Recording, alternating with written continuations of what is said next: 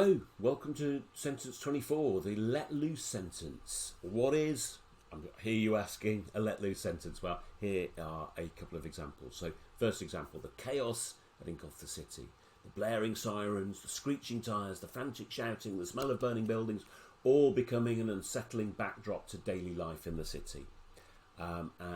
This sentence is specified in our war writing unit in year 9, and so this sentence you could imagine coming from somebody who'd experienced life in the trenches in the First World War. It had all become normal. The constant thundering of the guns, the cold shivering into our bones, our bodies itching with filth and lice, the moaning of the wounded and the stench of the dead, all a normal part of life.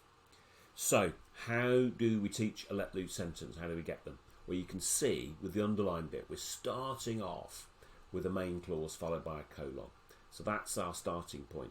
And then we're letting loose with a stream of description from that initial main clause. So let's just go through a couple of points.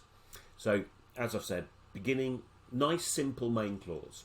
So it's an easy one to practice because you start by saying what's going on, what's happening in the writing that we're producing, what's the thing that we're going to state, and then we put in our colon, and then we think about letting loose with all of the description. So it's similar to the As If Avalanche in its intention to deluge the reader with a torrent of description, so they're feeling really numbed and overwhelmed by it all. That's the intention behind this. It's also a variant of the colon clarification, which you've had a look at by now as well already.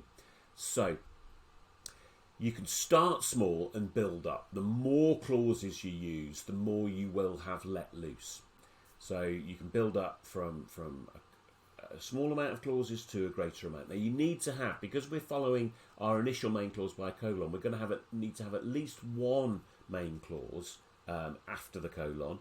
Otherwise, it won't work as a colon. You could just it would just be a subordinate clause following a main clause.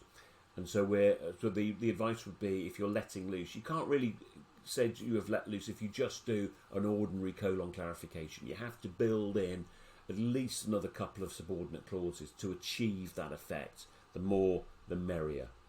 Now, ideally, this is a lovely optional extra. You don't have to do this, but ideally the final clause echoes back the wording of the first clause. So you can see from this example, we've got the word normal repeated at the end. And that's something to strive for. Doesn't matter if you don't do it, first of all, but it's a good way to make the sentence more coherent. And the final point to make is that we've already said is this is the intention. Hopefully you're now ready to teach the colon clarification. Thank you. See you next time. Thanks.